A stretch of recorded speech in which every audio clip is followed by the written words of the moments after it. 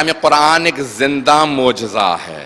ہم میں سے بہت سے لوگ کہتے ہیں، اکثر کہہ دیتے ہیں، اے کاش میں رسول خدا کے زمانے میں ہوتا، اے کاش میں علی مرتضیٰ کے زمانے میں ہوتا، اے کاش میں امام حسن مجتبیٰ کے زمانے میں ہوتا، اے کاش میں واقعہ کربلا کے وقت ہوتا۔ تو کیا کرتے؟ میں امام معصوم کی زیارت کرتا، میں ان سے معجزہ دیکھتا، میرا یقین اور زیادہ بڑھ جاتا۔ عزیزان گرامی، آپ کے ہر گھر میں زندہ معجزہ موجود ہے۔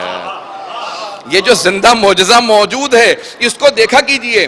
میں ایک اور اپنے بھائیوں سے کہوں گا، اپنے بچوں سے کہوں گا، اگر کبھی کوئی آپ کو کوئی ایسی ہستی خط لکھ دے جو آپ کے نزدیک اہمیت رکھتا ہو، اگر بات پہنچ رہی ہو، کوئی بہت اہم شخصیت، آپ کسی کو بہت زیادہ مانتے ہیں، وہ آپ کے نام پہ خط لکھے کہ میں نے آپ کو خط لکھا ہے، میں یقین سے کہہ سکتا ہوں کہ ہر روز انسان اگر کسی سے بہت محبت کرتا ہو نا، وہ خط لکھے تو انسان ہر روز اس خط کو کھول کے دیکھے گا، ہر روز دیکھے گا یہ خط مجھے لکھا ہے، چاہے پڑھے نہ پڑھے دیکھے گا ضرور۔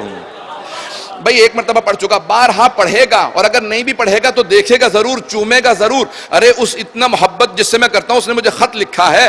عزیزان گرامی، اللہ نے تمام آپ ماننے والوں کو قرآن کی شکل میں خط لکھ کے بھیجا ہے۔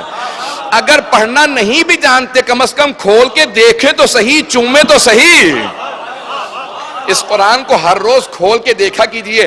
شاید اسی لیے امام صادق نے فرمایا، اسی لیے امام صادق فرماتے ہیں، کسی نے کہا مولا میں نے قرآن حفظ کر لیا ہے، تو مولا نے کہا پھر بھی قرآن دیکھ کے پڑھا کر۔ کہا لیکن مولا مجھے قرآن حفظ ہے۔ مولا نے کہا ہاں سن چکا ہوں، پھر بھی دیکھ کے پڑھا کر۔ مولا جب حفظ ہے تو دیکھ کے کیوں پڑھوں؟ کہا تجھے میرے جد رسول خدا کی حدیث یاد نہیں ہے کہ قرآن کو دیکھنا بھی عبادت ہے، قرآن کو پڑھنا بھی عبادت ہے، قرآن کو سننا بھی عبادت ہے۔ کسی اور کتاب کے لیے اتنے معجزات نہیں لکھے گئے۔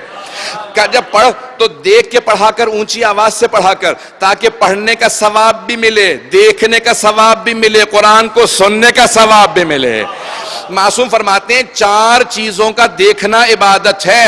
آل محمد کی صورتوں کو دیکھنا عبادت ہے، مصحف کریم کو، قرآن کریم کو دیکھنا عبادت ہے، خانہ کعبہ کو دیکھنا عبادت ہے۔ طواف کر کر کے تھک جاؤ تو بیٹھ کے صرف دیکھتے رہو، عبادت کا ثواب ملے گا۔ کہا مولا آپ نے کہا 4 چیزیں، کہا ماں باپ کو محبت کی نگاہ سے دیکھنا عبادت ہے۔